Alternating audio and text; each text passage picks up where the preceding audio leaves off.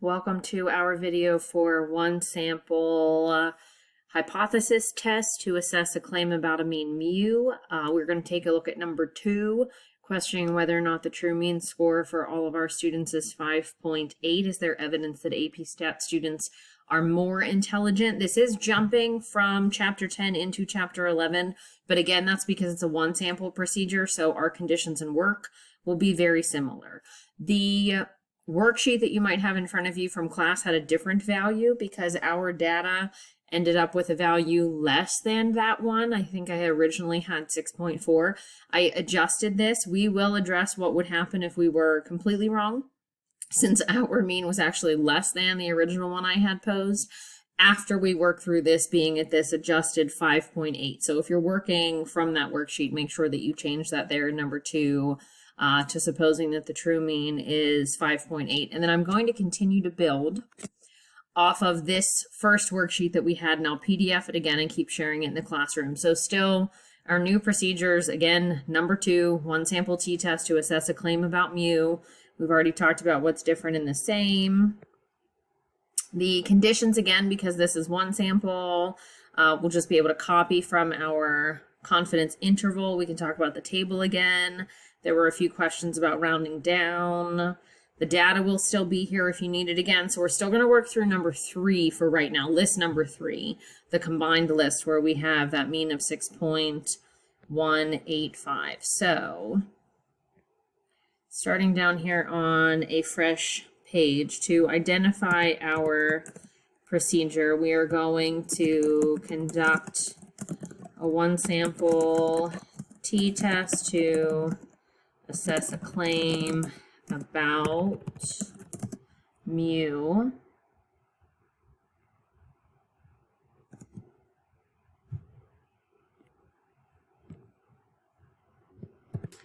Our null hypothesis is that mu is equal to that claim of 5.8. And we are questioning for the alternative if mu is greater than 5.8. So is the true mean score for AP Statistics students not that different from the 5.8, that our results don't give us any reason to claim that AP students, AP Statistics students are more intelligent, or is there something about that? So our conditions are actually all the same. Still sort of fake random since we had class data. Again, the independence idea kind of so-so. And then the conditions for normality. We are, again, using the central limit theorem to work through that. And I did have the question, large sample versus large counts. I'm going to change this to large sample. Counts really is more when we're talking about success and failure from proportions and how many we expect to have happen, and we don't have that for means, so we're dealing with large sample size instead.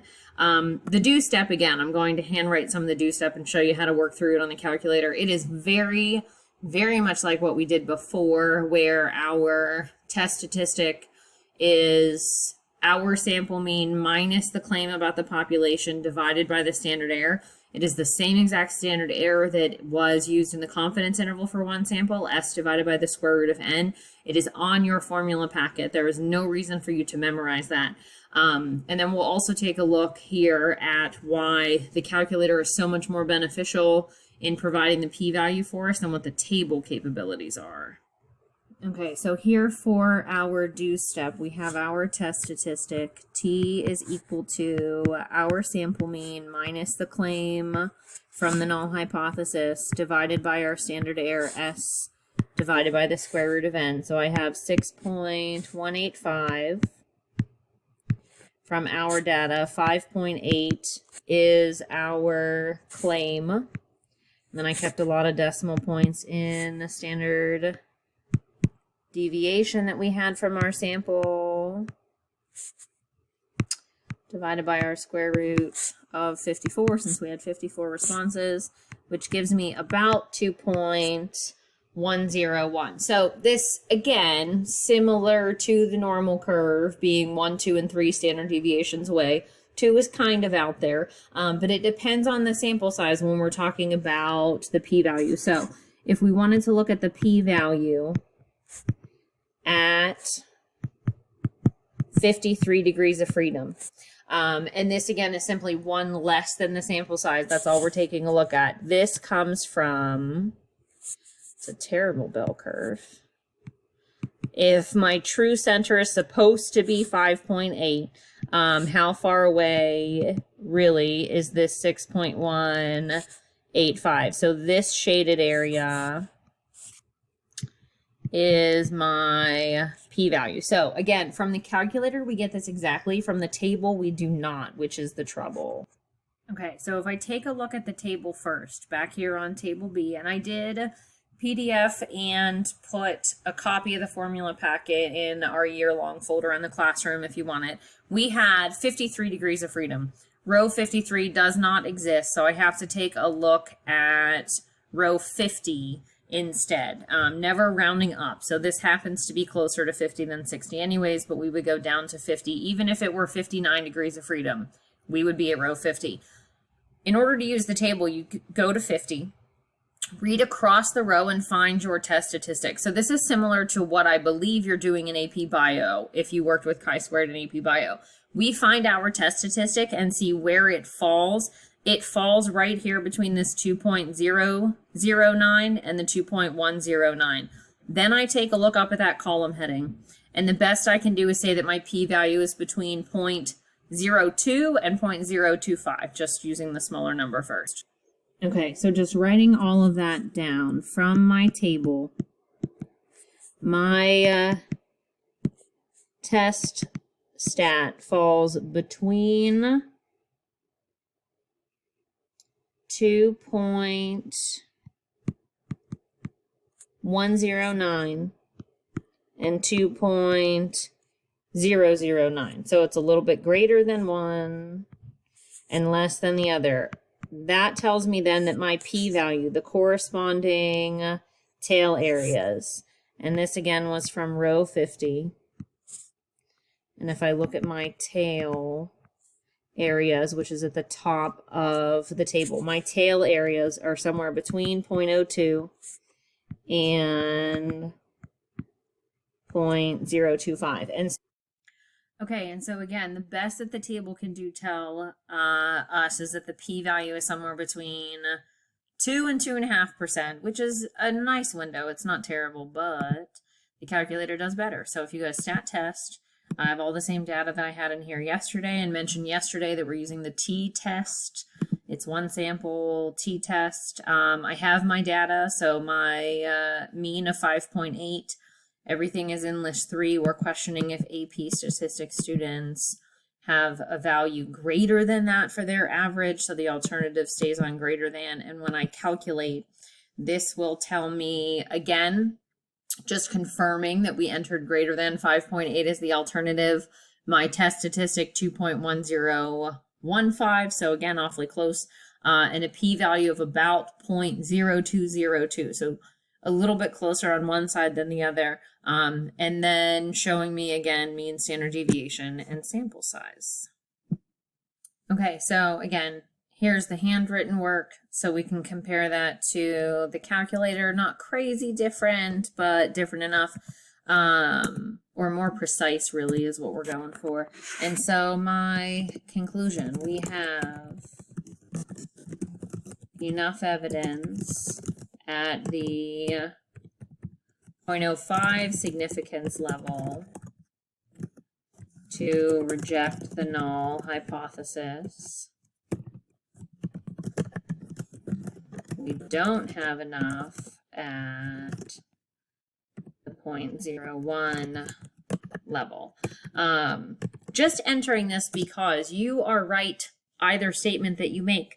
So since our p-value is just slightly above 2%, we have enough evidence because that's less than 5% to reject at the 5% level. We don't have enough because 2 is not less than 1 to reject at the 1% level. So if the true mean IQ test score is 5.8, we would see a sample mean as large as ours at 6.185, about 2.02% of the time by chance alone. So again, these may or may not be practically significant, and there is some talk in the book at this point about just because we're statistically significant does not mean that we are practically significant. So this concludes the one sample t-test example. I do want to, in my chicken scratch, I'm working on that, sorry, show you what would have happened if we had left the mean at 6.4 for our hypotheses instead, just to compare the two. Okay, so basically what happens is this. If we had left the original the way that I had it in our worksheet, that we were questioning whether or not we have an average that is greater than 6.4. If we consider that sampling distribution then that is centered at 6.4, our mean that we ended up with of 6.185 is below that claim of 6.4 as our center. We still, though, have to go above, and this is what threw some people when we saw one of these problems in class.